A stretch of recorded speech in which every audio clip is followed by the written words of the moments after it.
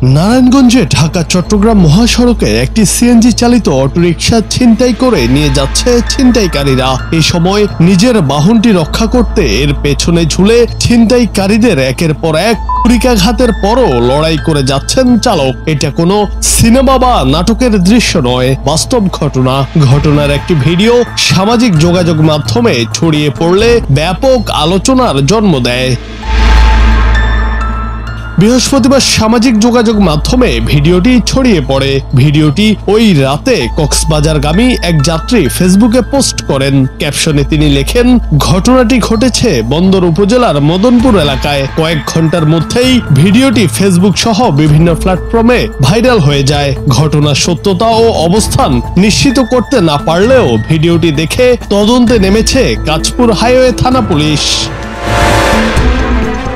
ভিডিওতে দেখা যায় চলন্ত একটি সিএনজি চালিত অটোরিকশার পেছনে এক যুবক ঝুলছেন। এই সময় সিএনজির ডান পাশের দরজা খুলে ভেতরে থাকা একজন তাকে ধারালো ছুরি দিয়ে আঘাতের চেষ্টা করছেন। কিছুক্ষণ পর বাম পাশের দরজা খুলে আরেকজন একইভাবে তাকে ছুরিকাঘাতের চেষ্টা করেন।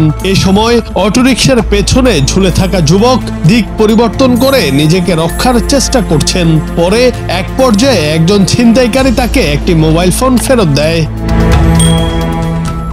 এই বিষয়ে নারায়ণগঞ্জের কাঁচপুর হাইওয়ে থানা পুলিশের ভারপ্রাপ্ত কর্মকর্তা ওয়াহিদ মোর্শেদ বলেন, ভিডিওটি আমরা দেখেছি, তবে ঘটনাস্থল শনাক্ত করতে ও সংশ্লিষ্টদের খুঁজে বের করতে তদন্ত চলছে।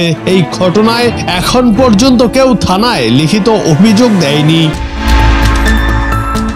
জেলা পুলিশের অতিরিক্ত পুলিশ সুপার তারেক আল মেহেদি জানান, প্রাথমিকভাবে ধারণা করা হচ্ছে এটি একটি ছিনতাইয়ের ঘটনা। তিনি আরো জানান, ঘটনাস্থল হিসেবে চিহ্নিত মদনপুর সিএনজি স্ট্যান্ড ও আশপাশের এলাকায় অনুসন্ধান চালানো হয়েছে, তবে ছিনতাইকারী চক্র বা ব্যবহৃত অটোরিকশার কোনো তথ্য মেলেনি।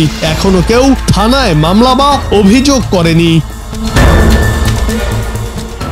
জুনায়েদ আহমেদ, বাংলা টিভি।